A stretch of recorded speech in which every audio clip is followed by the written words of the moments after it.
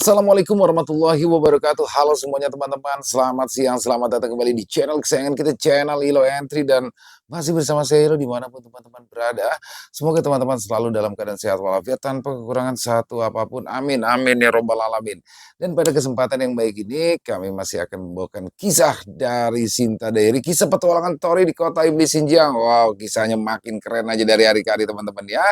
Dan sebelum kita masuk ke dalam kisahnya, buat teman-teman mungkin yang suka baca, bisa mengunjungi karya-karya dari Sinta Diary. Keren-keren banget di sana teman-teman kisah-kisahnya ya. Dan buat teman-teman juga mungkin yang baru bergabung, jangan lupa diklik dulu tombol subscribe-nya, lonceng notifikasi juga dinyalakan agar teman-teman selalu mendapatkan notifikasi dari konten-konten yang akan kami upload di setiap harinya. Dan nggak pakai berlama-lama lagi. Pasti udah nggak sabaran kan untuk masuk ke dalam kisahnya. Kita langsung saja masuk ke dalam kisahnya. Dari halaman belakang rumah Bang Ilo, kita menuju ke kota iblis Xinjiang.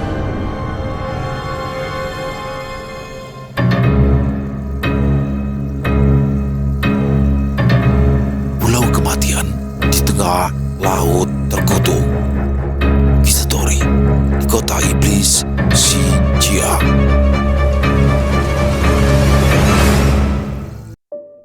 Di pusat tunggu peleburan jiwa.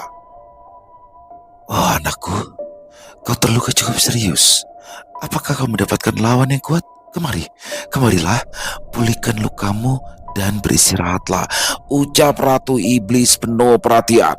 Tanpa sepatah kata pun, Red Baron membalasnya.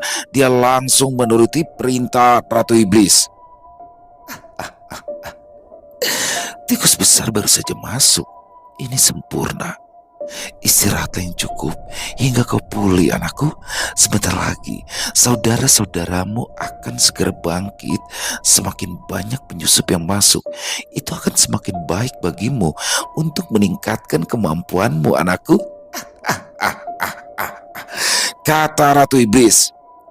Berikutnya aku pasti akan membantai mereka semua, balas Red Baron. Bagus, bagus. Ratu Iblis sangat senang. Tidak diketahui apa yang sedang direncanakan oleh Ratu Iblis. Mungkin saja niatnya membantu Red Baron menjadi lebih kuat, tapi Ratu Iblis memiliki rencana di baliknya. Sebentar lagi wujud Ratu Iblis akan sempurna. Jika sang Ratu Iblis mulai keluar dari sarangnya, kehancuran bagi semesta gaib tidak bisa dihindari lagi. Mampukah jika yang telah mendapatkan bantuan dari Maras dan lainnya mencegahnya? Mereka jelas tidak tahu seperti apa itu Ratu Iblis dan berniat untuk melawannya. Sementara itu, di Pulau Langba, lokasi di mana turnamen akan diselenggarakan, meskipun pulau tersebut adalah pulau yang terisolasi, tapi suasana di pulau tersebut juga adalah surga kenikmatan. Segala bentuk kesenangan ada di sana. Pulau tersebut berdiri hotel yang mewah yang menyediakan segala macam kebutuhan. Pemandangan pantai di sana tak kalah indah dari Pulau Hawaii. Para eksekutif yang terdaftar sebagai perwakilan turnamen, atau mereka para orang-orang kaya yang ingin menikmati pertandingan sambil bertaruh, sudah sampai lebih dulu. Beruntungnya Rama dan Yuda adalah perwakilan dari Tangyin, jadi mereka bisa datang ke Pulau Langba dengan aman karena menggunakan helikopter pribadi.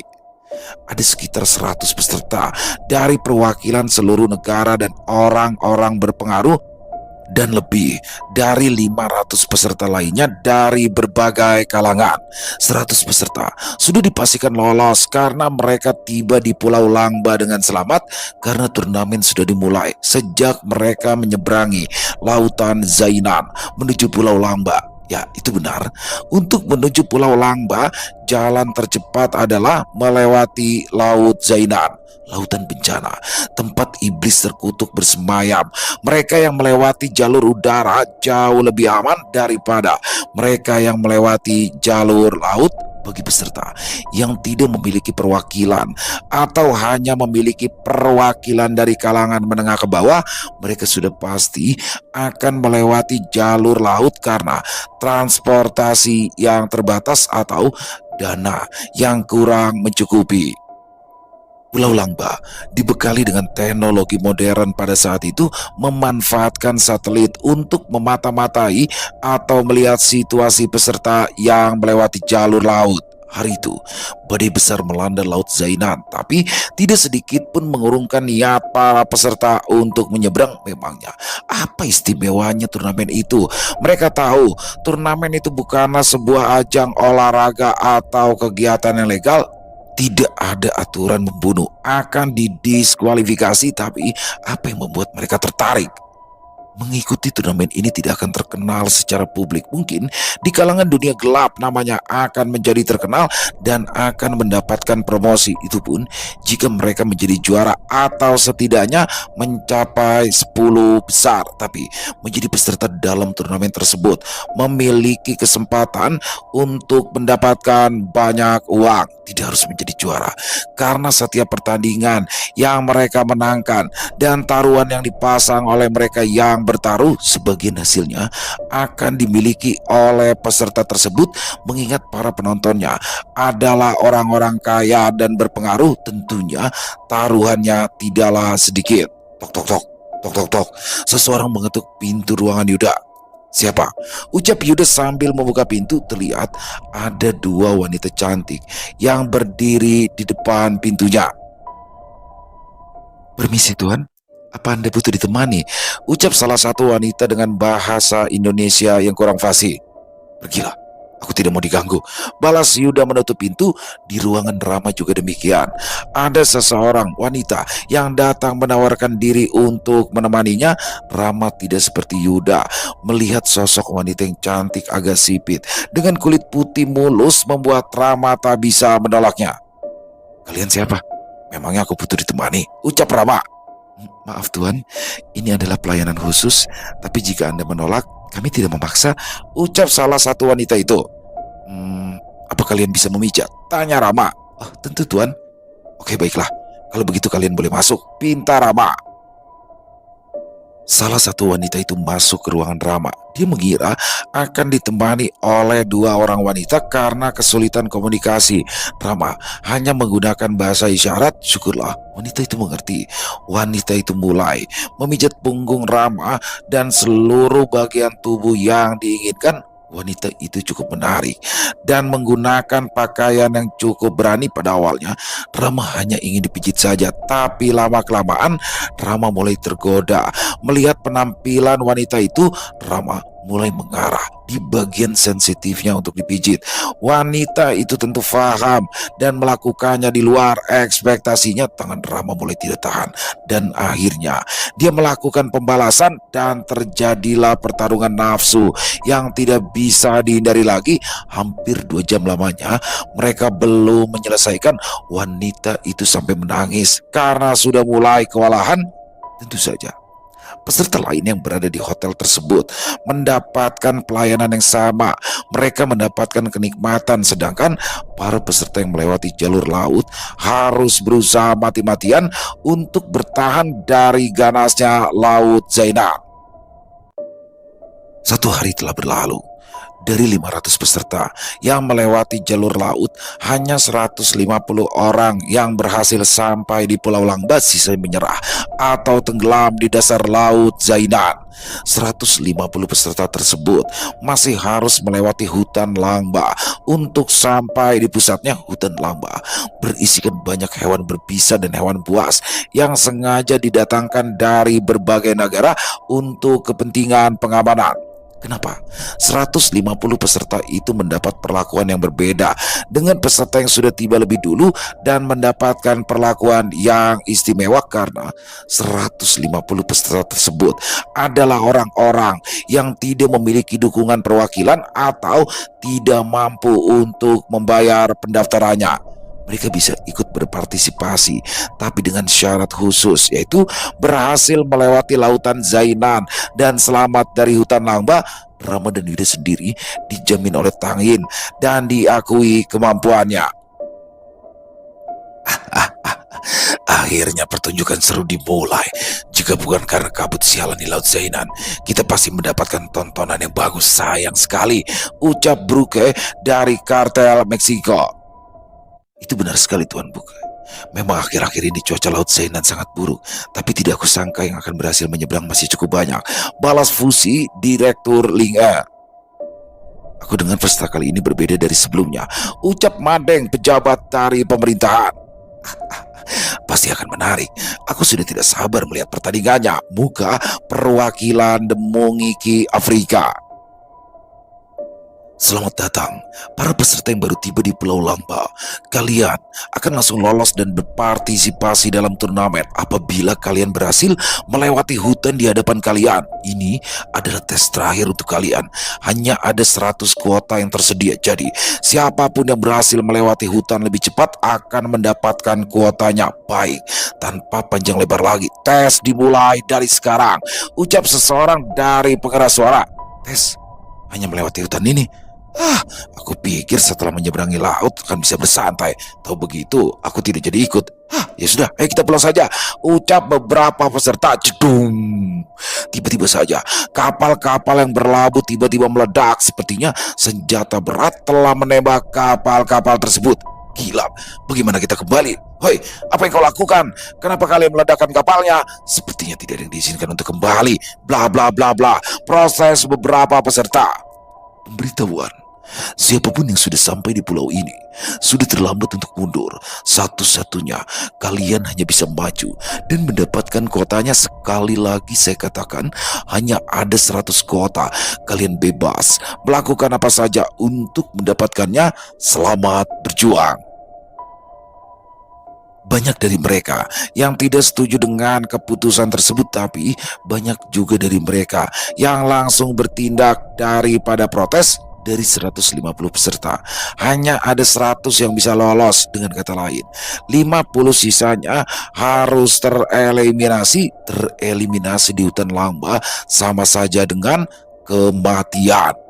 Pertarungan mempertahankan hidup untuk mendapatkan kuota akan menjadi persaingan berdarah. Siaran langsung di dark web telah dimulai. Meskipun ini bukanlah acara utama, ini akan menjadi tontonan yang sangat sadis dan mengerikan. Peserta yang masuk dalam daftar kategori gratis tentu memiliki kesulitan yang lebih tinggi. Mereka yang selamat menyeberang atau berhasil menyeberangi lautan Zainan cukup banyak. Ada sekitar 150 orang. Tapi sayang, kejadian di Laut Zainan tidak bisa direkam karena satelit tidak bisa menangkap gambar dengan jelas di laut tersebut karena kendala awan dan kabut yang tebal. Hal itu cukup membuat para penonton yang ingin memasang taruhan menjadi cukup kecewa, tapi pertunjukan seru dan menegangkan baru saja akan dimulai. Seperti yang sudah dijelaskan sebelumnya, hanya ada tersisa 100 kuota saja dengan keseluruhan peserta yang berhasil tiba di Pulau Lamba 150 orang. Tentu saja dari 150 orang tersebut termasuk dengan mereka yang menjadi perwakilan atau sponsornya, tidak peduli. Itu peserta atau perwakilannya, hanya akan diambil 100 orang dari mereka. Para peserta boleh melakukan apapun untuk mendapatkan kuota tersebut. Menyingkirkan peserta lain juga pastinya diizinkan untuk memiliki kesempatan lebih besar mendapatkan kuotanya. Ini bukan sekedar tes biasa, tapi seperti permainan survival. Tidak ada aturan khusus. Mereka tentu saja tidak bisa kembali lagi atau mundur karena akses mereka untuk mundur telah dihancurkan. Selain hutan Lamba sangat berbahaya, ada tempat tersembunyi yang berisi peralatan khusus untuk bertahan hidup seperti senjata dan perlengkapan pertahanan diri lainnya. Setiap harinya juga akan diterjunkan kotak besar yang berisi perbekalan seperti makanan, minuman, dan obat-obatan. Tentu saja terbatas. Hanya ada 5 kotak yang akan diterjunkan. Setiap kotak cukup untuk kebutuhan sekitar 10 orang. Dengan kata lain, perbekalan yang disediakan setiap harinya hanya untuk 50 orang saja. Tapi meskipun begitu, mereka masih tetap bisa hidup dengan berburu hewan buas tanpa harus berebut perbekalan yang disediakan. Survival ini telah ditayangkan langsung di situs dark web. Sudah pasti tidak semua orang bisa mengakses dan melihat tayangan di dark web karena untuk masuk ke situs tersebut harus melakukan pendaftaran terlebih dulu. Pendaftarannya membutuhkan biaya sekitar $1.000 Amerika atau setara kurang lebih 15 juta rupiah. Mereka yang sudah terdaftar bisa melihat siaran langsung tersebut. Mereka juga bisa memasang taruhan secara online dan memberikan dukungan atau sponsor kepada peserta yang mereka sukai. Pendukung dan perwakilan tentu saja berbeda. Perwakilan hanya memberikan dukungan khusus kepada satu peserta, sedangkan pendukung atau sponsor bebas memberikan dukungannya kepada peserta siapapun. Bahkan mereka yang sudah memiliki perwakilan sekalipun, dukungan ini sudah pasti berbentuk uang yang bisa peserta gunakan untuk membeli perlengkapan atau peralatan khusus. Ada beberapa tempat di hutan Lamba seperti market yang menjualnya. Setiap peserta yang mendapatkan dukungan akan disiarkan langsung menggunakan pengeras suara di saat waktu-waktu tertentu saja. Berlaku bagi para pendukung. Akan tiba waktunya bagi para pendukung untuk memberikan dukungannya. Permainannya sudah dimulai. Semua peserta sudah menyebar memasuki hutan Lamba. Pertarungan kecil juga sudah mulai terlihat antar para peserta. Ada yang berkelompok, ada juga yang bertindak secara individu. Kebanyakan mereka yang berkelompok terdiri dari 5 orang atau kurang karena sedari awal mereka saling kenal atau memang mereka adalah sekutu dari awal. Cepat, cepat, kita harus sampai lebih dulu. Hyung, kita tidak seharusnya terburu-buru. Tidak mungkin semudah itu kita tiba di tujuan. Ya, itu benar. Dengan penjelasan yang diberikan, sepertinya ini adalah tes yang memiliki durasi lama. Sepertinya benar apa yang kalian katakan. Lalu, apa yang harus kita lakukan terlebih dahulu? Lebih baik kita bersembunyi terlebih dahulu. Jika situasinya memungkinkan, baru kita bertindak. Percakapan dari 3 orang tim Korea, Hyung, adalah panggilan kakak. Mereka sudah mulai memasuki hutan dan mencoba mencari tempat aman untuk bersembunyi. Informasi tentang peserta masih disembunyikan, seperti nama, kemampuan, dan juga informasi pribadi lainnya. Tolong aku! Beberapa peserta yang kurang beruntung telah mati menjadi santapan seekor harimau buas yang kelaparan. Gila, mereka hanya ingin membantu kita. Ya, itu benar. Bagaimana kita bisa melawan harimau dengan tangan kosong? Mustahil. Kita tidak mungkin bisa bertahan di hutan ini, ucap beberapa peserta yang tidak diketahui dari mana asal mereka. Semua peserta memang tiba di Pulau Langba dengan tangan kosong dan bahkan tidak memiliki perbekalan. Beberapa peserta sudah mulai frustasi dan ketakutan, padahal tes baru saja berlangsung sekitar 2 jam. Hutan Langba memang sudah diatur sedemikian rupa, berisi banyak hewan buas dan berbisa, tapi tidak semua tempat di hutan Langba berbahaya. Ada zona aman di berbagai wilayah yang tersebar di seluruh hutan, tapi hanya waktu-waktu tertentu saja. Tempat itu adalah market yang sudah dijelaskan sebelumnya. Hari pertama tes dimulai. Tidak ada pertarungan individu yang memakan korban karena rata-rata mereka lebih waspada terhadap hewan-hewan yang menghuni hutan tersebut. Hari pertama tes telah berakhir. Zona aman akhirnya dibuka. Ada 3 titik zona aman di hutan Langba. Setiap titik mampu menampung kurang lebih 60 orang. Selamat bagi para peserta yang sudah berhasil melewati hari ini. Silakan datang di salah satu titik zona aman untuk mendaftarkan nama kalian. Tes berikutnya, kalian berkesempatan untuk mendapatkan dukungan tergantung dengan performa kalian. Kalian juga berhak mendapatkan senjata untuk bertahan. Waktu kalian hanya 2 jam, dimulai dari sekarang. Jadi bergegaslah menuju zona aman. Ikuti petunjuk lampu sorotnya dan tetaplah berhati-hati. Saat itu sudah malam. Mungkin sekitar pukul 6 atau 7 malam, zona aman hanya dibuka selama 2 jam. Lebih dari itu akan ditutup. Para peserta mulai berdatangan di zona aman. Kondisi mereka bermacam-macam, ada yang terluka, sampai kehilangan salah satu bagian tubuh, keracunan, ketakutan, dan ada juga yang menikmatinya. Zona pertama ada sekitar 25 peserta, zona kedua 50 peserta, dan zona ketiga 40 peserta. Total keseluruhan akan memasuki zona aman sekitar 115 orang. Apa mungkin sisanya telah gugur? Tidak, tidak berarti demikian. Mungkin saja ada beberapa yang selamat dan mendapatkan tempat khusus yang berisikan peralatan untuk pertahanan diri. Hari pertama sementara berakhir, hari kedua akan terlihat pertarungan sesungguhnya karena para peserta sudah dibekali dengan senjata. Gelombang air laut semakin ganas, awan tebal semakin pekat, dibumbui kabut yang menyelimuti permukaan air yang menutupi ganasnya amukan gelombang pasang di Laut Zainan. Namun kondisinya sangat berbeda. Di kedalaman laut tersebut sungguh tenang, sunyi, dan juga damai dalam kegelapan malam. Namun ketenangan air di kedalaman laut tersebut justru yang paling berbahaya.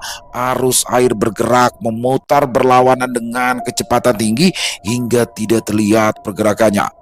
Arus berputar ini menciptakan gelombang arus pecah atau dengan nama lain rip current. Rip current adalah pergerakan bawah laut yang sangat berbahaya dari pusat air yang bergerak berlawanan menciptakan gelombang arus pecah yang mampu menyedot apa saja. Jangkauan arus pecah ini sangat luas hingga sampai di pesisir pantai. Manusia tidak ada yang bisa selamat jika tersedot arus air ini. Dalam aktivitas air laut yang ganas tersebut, di kedalaman Laut Zainan sudah menunjukkan tanda-tanda pergerakan yang nyata. Dari bawah laut berguncang dan mulai muncul sebuah bangunan piramida yang misterius bentuknya seperti piramida pada umumnya, akan tetapi tidak presisi karena ada banyak lekukan dan juga tonjolan di setiap bangunan. Yang terlihat paling menonjol adalah sebuah bentuk mata yang tertutup yang kemudian terbuka lebar. Sring, cahaya merah keluar saat mata di tengah piramida itu terbuka dengan lebar. Dari celah-celah lekukan piramida mulai muncul sosok-sosok hitam yang tidak diketahui sosok apakah itu. Shoot, shoot, shoot. Dengan sejumlah besar, sosok-sosok misterius itu keluar dari dalam piramida berbaris rapi mengitari bangunan tersebut. Apakah sudah waktunya? Mungkin. Bagaimana menurutmu? Tidak ada yang tahu, hanya Kaisar Iblis yang menentukan. Sepertinya Mogu melakukan pekerjaannya dengan baik. Apakah menurutmu Tiren sudah pulih? Tiren? Wanita jalang itu? Aku berharap dia membusuk saja di sarangnya. Hei, hati-hati dengan nada bicaramu. Mau bagaimanapun juga dia adalah seorang ratu daratan. Memangnya apa yang harus ditakutkan? Mana berani dia macam-macam. Dia bahkan harus berlutut ketakutan saat bertemu dengan Kaisar Iblis.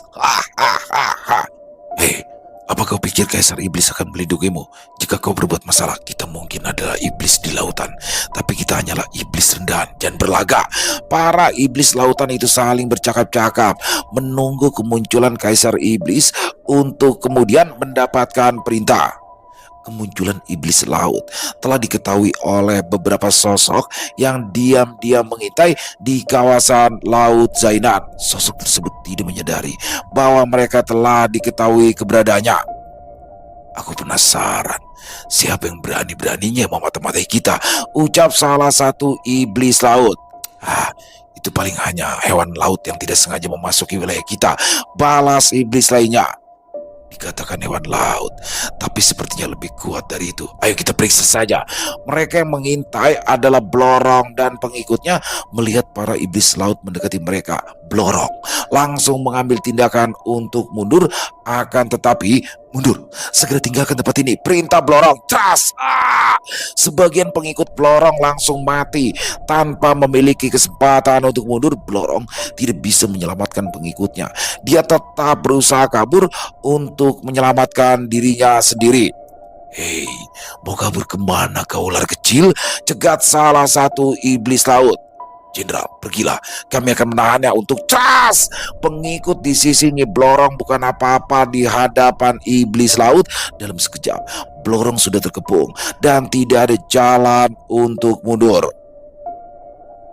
Sekuat tenaga, Blorong dan sisa-sisa pengikutnya bertahan, dan pada akhirnya itu membinasakan seluruh pengikutnya. Blorong juga harus mendapatkan beberapa luka di seluruh tubuhnya. Jelas tidak ada kesempatan buatnya untuk kabur, namun tiba-tiba saja pergerakan dari piramida. Dum. Lautan Zainan kembali berguncang. Oh, apakah Kaisar akhirnya terbangun?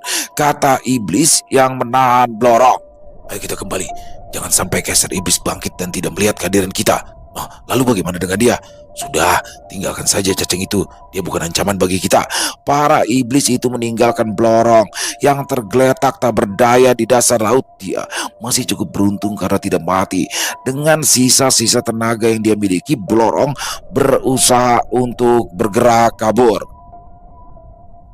Beberapa waktu kemudian, di wilayah kerajaan laut pantai selatan, Nyi Blorong, apa yang telah terjadi? Siapa yang melakukan ini padamu? Ucap salah satu jenderal kerajaan pantai selatan. Cepat, cepat bawa aku menemui Kanjeng Ratu, pinta Nyi Blorong. Tanpa buang-buang waktu, jenderal yang bernama Nyai Imas segera membawa Nyi Blorong masuk ke dalam untuk menemui Nyi Roro Kidul. Kanjeng Ratu Kidul, Nyi Blorong telah kembali, ucap Nyai Imas panik. Blorong, apa yang terjadi denganmu? Nyi Roro Kidul langsung berdiri dari singgasananya dan menghampiri Blorong. Bertahanlah Blorong. Nyi Roro Kidul berusaha menyembuhkan dan memberikan manik merah kepada Blorong. Manik merah adalah Kingsol yang Nyi Roro Kidul dapatkan dari Sinta pada saat kunjungan Jaka dan juga rombongannya di kerajaan pantai selatan. Perlahan, Blorong memurnikan manik merah. Meskipun tidak sepenuhnya dia pulih, Blorong masih bisa tertolong. Manik merah tidak begitu efektif menyembuhkan luka yang terpapar oleh energi iblis sehingga Blorong tidak bisa pulih dengan cepat. Kanjeng Ratu, Kaisar Iblis telah bangkit, kata Blorong. Deng. Seisi ruangan kerajaan langsung terkejut, yang dihadiri oleh beberapa penguasa lautan di Nusantara, penguasa Laut Utara, Masalembo, Laut Aceh, dan sekitarnya. Kita akhiri pertemuan kali ini. Tidak ada lagi yang perlu didiskusikan lagi, ucap Nyi Roro Kidul. Oh, jika begitu, aku akan kembali dan akan menggerakkan pasukan pantai utara untuk bersiap. Saudariku, bersiaplah. Mungkin pantai selatanlah yang akan menjadi target awal para iblis. Lebih baik kau bunuh Blorong, sebab energi iblis yang tersisa di lukanya itu bisa terlacak oleh para iblis itu. Balas Dewi Lanjar. Pergilah jika kau mau pergi. Tidak perlu ikut campur dalam kerajaanku, kata Nyi Roro Kidul. Benar yang dikatakan Dewi Lanjar, Kak. Kanjeng Ratu harus membunuhku, pinta Blorong. Blorong, diamlah dan segera sembuhkan lukamu. Kami masih membutuhkanmu, jadi tidak mungkin aku melakukannya, balas Nyi Roro Kidul. Sepertinya situasi sudah mulai memburuk. Tidak ada waktu untuk berlama-lama di sini. Kami juga akan kembali, ucap salah satu penguasa laut Masalembo dan salah satu jenderal besar kerajaan Wentira. Laut Masalembo memiliki 3 penguasa. Salah satunya adalah jenderal besar kerajaan Wentira, 2 lainnya penguasa laut Jawa, dan satunya adalah penguasa lautan Nusa Tenggara Barat. Para penguasa lautan lainnya juga kembali ke asal masing-masing untuk mempersiapkan terjadinya invasi iblis lautan. Diskusi yang telah diselenggarakan oleh Ratu Laut Kidul sebelumnya tidak menemukan titik terang, tapi mendengar penuturan dari Blorong secara langsung, penguasa lautan di Nusantara telah memiliki pemikiran yang sama. Dengan kata lain, diskusi yang sudah berlangsung lama tanpa ada titik temunya dengan sendirinya berakhir sesuai harapan dari Nyi Roro Kidul. Imas, Pupita, segera informasikan kepada jenderal lainnya untuk mempersiapkan pasukan mereka. Perang besar tidak bisa dihindari lagi, perintah Nyi Roro Kidul. Baik Kanjeng Ratu. Ya, Blorong telah melakukan kesalahan. Pada awalnya, Nyi Roro Kidul telah memerintahkan Blorong untuk mundur dan segera menjauhi lautan Zainan. Akan tetapi, Blorong hanya menarik mundur setengah dari pasukannya dan setengah lainnya tetap terus bersamanya dan terus melanjutkan pengintaian. Karena Blorong yang keras kepala, setengah pasukannya telah musnah dan Blorong hampir saja kehilangan nyawanya. Lautan semesta gaib sudah mulai bergejolak. Iblis laut adalah sosok yang lebih mengerikan daripada iblis daratan. Sosok iblis yang membinasakan seluruh pasukan dan membuat Blorong hampir mati hanyalah iblis rendahan. Bagaimana jika jenderal iblis yang muncul atau mungkin kaisar iblis sendiri yang turun tangan? Siapakah itu kaisar iblis? Dia adalah sosok iblis kuat yang memiliki tombak mata iblis dan memiliki julukan sebagai iblis kehancuran. Tidak jauh dari lautan Zainan, tepatnya di lokasi Pulau Langba yang sedang dilakukan tes untuk menyaring peserta, para peserta telah melewati hari pertama dan sebagian besar peserta telah masuk di zona aman. Di zona aman pertama, apakah ada air? Tolong kami membutuhkannya, ucap salah satu peserta di tim lain. Kami butuh berban, rekan kami yang terluka, tim lain menyaut. Aku lapar sekali. Di mana aku bisa mendapatkan makanan? Izinkan kami keluar dari tempat ini. Tolong, adikku masih di luar, dan lain-lain. Para peserta saling mengucap keinginannya di depan beberapa titik kamera yang terpasang di setiap sudut zona aman. Zona aman memiliki luas yang cukup, hanya saja tidak ada apa-apa di sana. Dinding yang sangat tinggi dengan gerbang otomatis yang terbuat dari baja itu malah seperti lapangan penjara. Daripada disebut sebagai zona aman, tidak ada apa-apa selain dinding yang mengitarinya. Lalu di mana marketnya? Selamat bagi para peserta yang telah tiba di zona aman. Kalian akan mendapatkan senjata gratis setelah mendaftarkan nama kalian. Merapatlah di dinding dan akan muncul monitor untuk masing-masing dari kalian. Lengkapi data yang telah disediakan di layar dan pilihlah senjata yang kalian inginkan. Dan untuk yang masih bertahan di luar zona aman, kalian tetap masih bisa mendaftarkan nama kalian di hari selanjutnya. Zona aman dibuka. Perbekalan seperti makanan, minuman, dan obat-obatan akan tiba setelah zona aman berakhir. Selamat bersenang-senang. Zona aman dibuka hanya dalam waktu 2 jam. Setelah itu, gerbang akan otomatis tertutup. Para peserta bisa keluar kembali setelah 1 jam berikutnya dan gerbang akan tetap terbuka selama 30 menit. Jika tetap memilih di zona aman daripada di luar juga tidaklah masalah, tapi setelah gerbang tertutup dibuka lagi pada hari berikutnya, pendaftaran nama peserta lebih cepat dari perkiraan. Mereka semua sudah mendaftarkan nama mereka, hanya butuh waktu kurang dari 1 jam. Tentu saja tidak termasuk peserta yang ada di luar zona aman. Terdengar suara helikopter terbang pelan sambil membawa kotak besar. Kotak tersebut adalah perbekalan yang dimaksud. Tentu saja kotak itu tidak akan dijatuhkan di zona aman. Ada 5 kotak yang masing-masing dibawa oleh helikopter dan dijauhkan, terpisah di berbagai tempat di hutan Langba. Jika para peserta menginginkan perbekalan tersebut, mereka harus keluar dari zona aman. Mereka ingin makan, mereka harus berebut mendapatkan perbekalan. Hanya ada 5 kotak yang dijatuhkan. Masing-masing kotak hanya cukup untuk 10 orang. Jadi siapa cepat dia dapat. Meskipun mendapatkan perbekalan, mereka pun harus menjaganya dari orang lain. Karena dalam kondisi lapar, manusia sangat sulit untuk mengendalikan emosinya. Jeglek. Gerbang zona aman akhirnya dibuka bersama dengan dijatuhkannya kotak besar yang berisikan perbekalan. Babak kedua hari pertama telah dimulai. Para peserta langsung berhamburan keluar dari zona aman. Kini mereka telah dibekali dengan senjata tajam yang mereka dapatkan setelah mendaftarkan nama mereka. Tentu saja tidak semua peserta bersedia keluar dari zona aman, terutama mereka yang terluka. Tapi jika mereka tetap berada di zona aman, mereka akan kelaparan karena zona aman hanya akan dibuka kembali setiap sore menjelang malam. Jika tidak keluar dari zona aman, tentu saja mereka akan kelaparan. Tapi jika mereka keluar dari zona aman, tidak menjamin mereka akan selamat.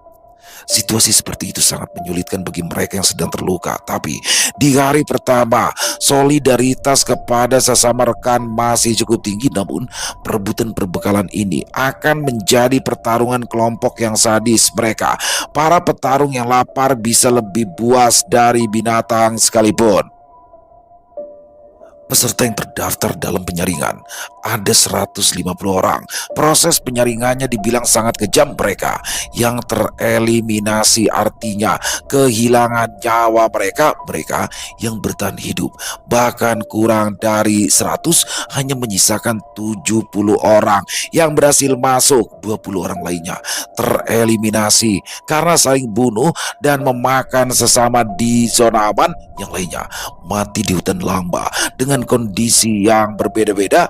Berakhir permainan survival hanya menyisakan 70 orang dan peserta utama 100 orang. Turnamen yang sebenarnya akan dimulai 7 hari setelahnya. Di sepanjang jalur kota kura-kura yang telah dikuasai oleh para iblis, Ki Sabto dan rombongannya menerobos untuk pergi ke kota terlarang karena portal kota kura-kura telah dihancurkan sebelumnya. Perjalanan menuju kota terlarang cukup memakan waktu. Di sepanjang jalan menuju kota terlarang, sudah tak terhitung jumlahnya iblis yang diterjang oleh Baihu.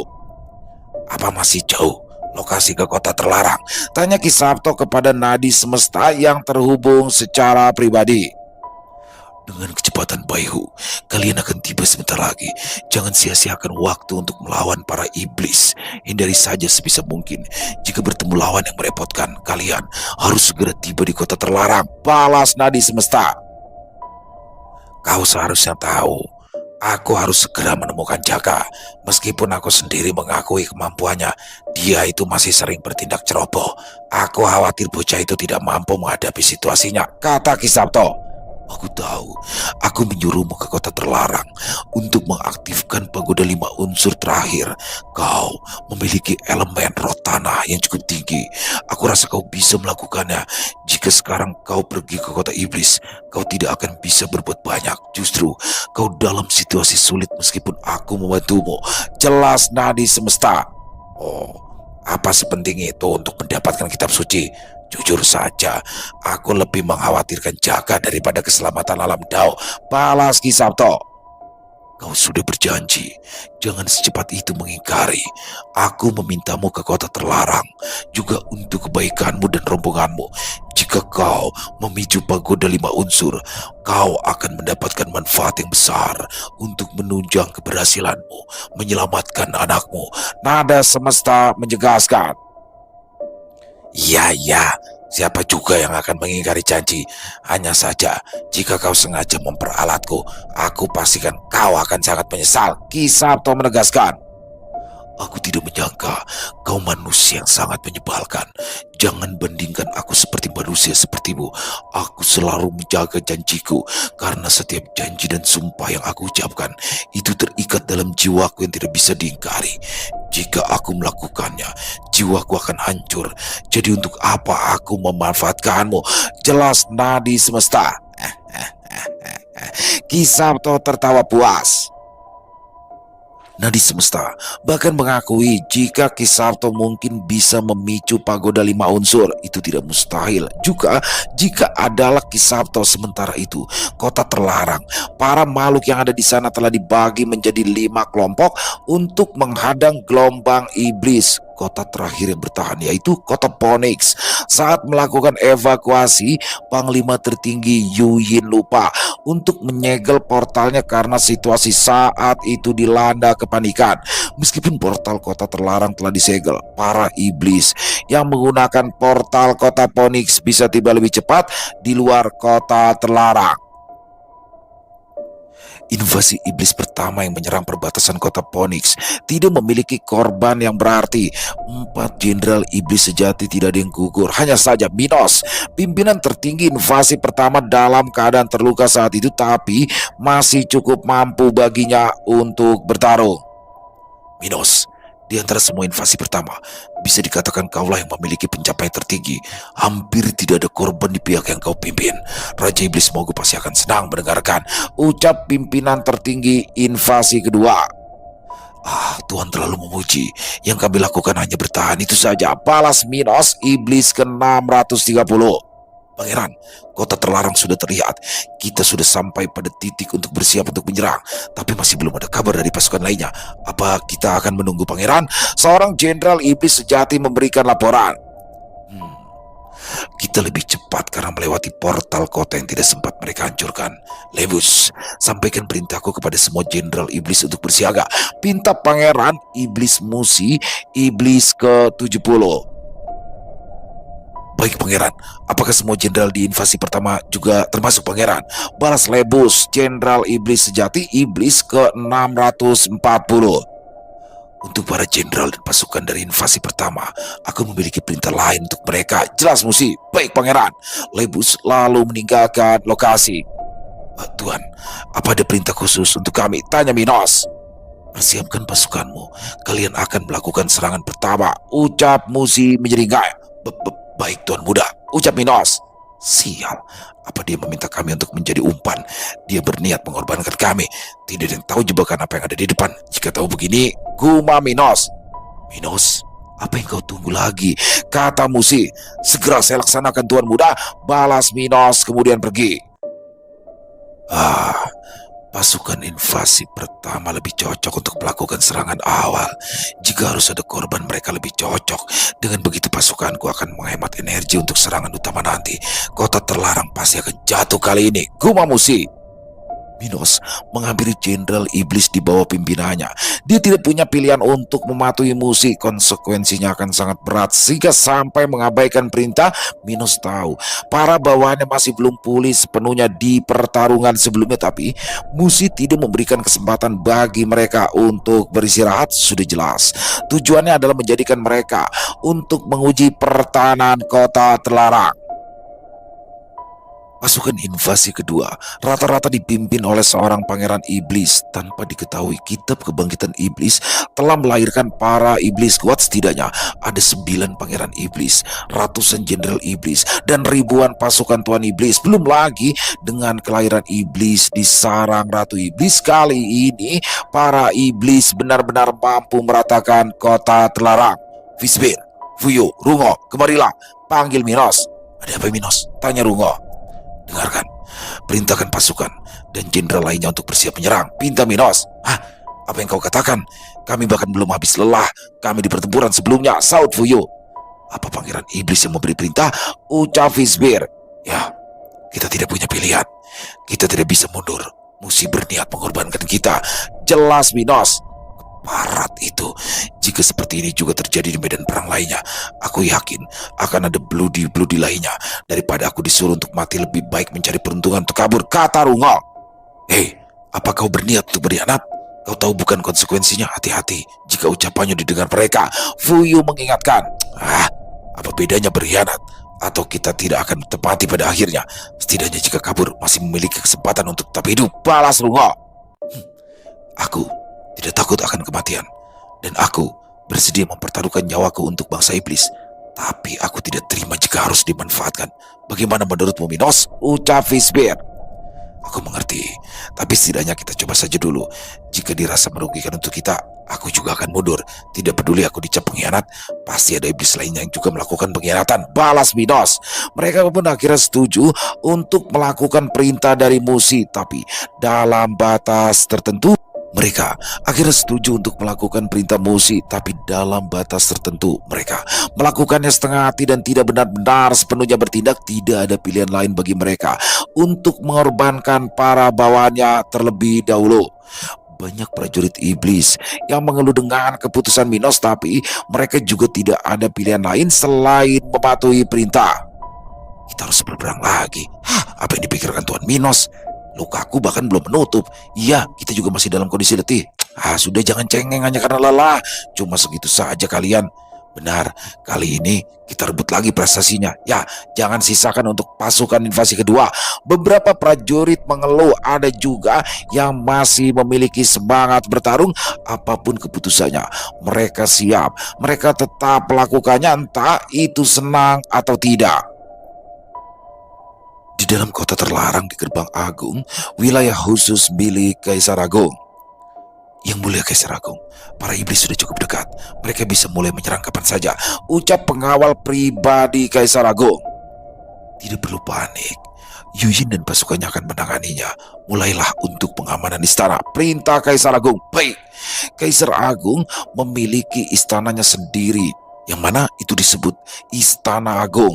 Istana ini adalah salah satu pondasi penting di kota terlarang. Total ada 5 istana pribadi milik masing-masing kaisar yang dijadikan pondasi utama untuk kota terlarang. Dan ada satu istana utama, yaitu Istana Kekaisaran, yang sering digunakan untuk berkumpulnya para kaisar. Di dekat Gerbang Agung, pintu masuk untuk menuju ke Istana Agung, Tori, Desta dan lainnya masih berada di sana setelah kembali dari perbatasan kota Phoenix. Para iblis kali ini jauh lebih banyak daripada sebelumnya nih, ucap Desta. Ya, sepertinya kali ini juga jauh lebih kuat dari sebelumnya. Dul, ayo cari kesempatan untuk menerobos mereka nanti. Kita harus segera menemukan Jaka dan Rio, kata Tori. Ya, aku juga berpikir begitu, Des. Aku ragu jika sendiri, tapi jika bersamamu, aku yakin kita bisa, balas Desta. Jangan gegabah. Kita tidak tahu informasi apapun di kota iblis. Kurangnya informasi akan bisa mencelakai kalian, saut Babasil. Tentu saja, informasi itu sudah kami dapatkan, Bah. Aku memiliki bawahan seorang iblis di sana yang selalu memberikan informasi terkait suasana di alam iblis, ucap Tori. Tori mau bertindak pasti sudah punya rencana, Mbah. Saut Desta. Tapi tetap jangan lengah dan selalu waspada, akhir kata dari Babasil. Para prajurit iblis bawahan Minos sudah mulai bergerak. Setidaknya ada 5.000 prajurit termasuk dengan para jenderalnya di atas Gerbang Agung. Di atas tembok yang kokoh, Yuyin dengan santainya duduk sambil melihat para iblis yang semakin mendekat. Panglima Phoenix, para iblis sudah mulai bergerak. Apa kau tidak segera bertindak? Ya, setidaknya atur pertahanan atau semacamnya, ucap Desta. Itu tidak perlu. Mereka tidak akan bisa mendekat dengan mudah, balas Yuyin. Sepertinya Anda sudah mempersiapkan pencegahan. Kita lihat kejutan apa yang akan para iblis itu dapatkan, saut Tori. Pertunjukan segera dimulai. Yuyin tersenyum licik. Suara langkah cepat para iblis mendekat terlihat. Raut muka para prajurit Dao khawatir melihat jumlah iblis yang sangat banyak. Besar kemungkinan mereka akan mati. Takut itu sudah sewajarnya mereka rasakan. Gelembung bening seperti bola dari sabun keluar dari tanah dengan ukuran yang bermacam-macam. Gelembung-gelembung tersebut keluar dan mengambang di udara. Gelembung apa ini? Ucap salah satu prajurit iblis dan menyentuh salah satunya. Pluk, ces. Iblis itu tiba-tiba saja kehilangan sebagian tubuh dan kepalanya bersamaan meledaknya gelembung bening yang dia sentuh. Hentikan, berhenti. Salah satu prajurit berusaha untuk menghentikan pergerakan pasukan, tapi sayang, ucapannya tidak didengar. Dia hanyalah prajurit biasa.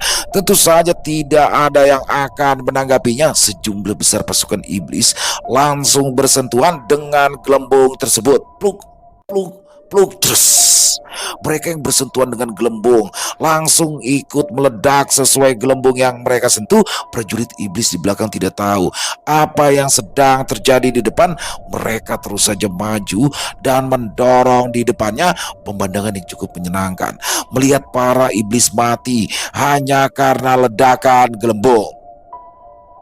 Yuyin memang salah satu panglima terlemah di antara panglima tertinggi lainnya dalam segi kekuatan atau kemampuan, tapi Yuyin memiliki keahlian lain yang sangat mematikan. Dia ahli dalam membuat jebakan yang sangat mematikan. Di bawah si Jin juga sudah bersiap untuk melakukan serangan selanjutnya. 5.000 prajurit iblis hampir semuanya musnah. Mereka yang selamat juga tidak bisa menghindari luka.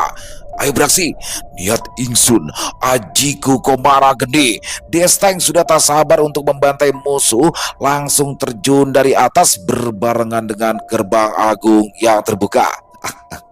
Baiklah, kali ini aku akan mencoba beberapa ajian, ucap Tori bersemangat. Suamiku, jangan bertindak sendirian, jangan bahayakan keselamatanmu, jaga Sinta. Tenanglah istriku, aku akan berhati-hati. Niat Ingsu, ajiku guntur sejagat, cadar. Ini bukanlah ajian baru Tori, tapi suatu keilmuan yang dimiliki oleh Rishi Darswana. Tori telah lama menguasainya. Semenjak Tori mendapatkan tombak naga emas, hanya saja Tori tidak memiliki kesempatan untuk menunjukkannya. Jika Desta diselimuti api di kedua lengannya, yang terjadi dengan Tori adalah kedua lengannya seperti dialiri petir berbagai warna. Blar, jedar. Para iblis mulai terbakar saat api Komara menerjang musuh. Begitu juga saat petir menyambar dari kedua lengan Tori, membuat para iblis langsung hangus menjadi debu. Aku suka ilmu baru Des, ucap Desta. Ini bukan sesuatu yang baru, Dul. Perhatikan depanmu, balas Tori. Menyenangkan sekali bisa bertarung bersama seperti ini, Des. Sudah, tidak perlu banyak bicara. Ayo kita musnahkan para iblis keparat ini, Dul. Ayo, Des. Blar! Desta dan Tori sama-sama melakukan serangan. Mereka beradu punggung, melindungi satu sama lain. Kombinasi yang sangat hebat dan tidak bisa dihancurkan. Senyuman di wajahnya menandakan mereka berdua menikmati pembantaian itu. Anak itu telah tumbuh semakin kuat. Siapa yang menyangka kedua bocah yang dulunya tidak bisa apa-apa itu menjadi sangat menakjubkan seperti sekarang. Mereka berdua mungkin telah jauh melampauiku, ucap Pak Basil. Tentunya perkembangannya juga karena bimbingan dari Anda, Tuan Basil, sahut Sinta. Nyonya Ratu Sinta juga memiliki suami yang luar biasa. Tolong jangan terlalu formal, Tuan Basil. Cukup panggil saja dengan namaku.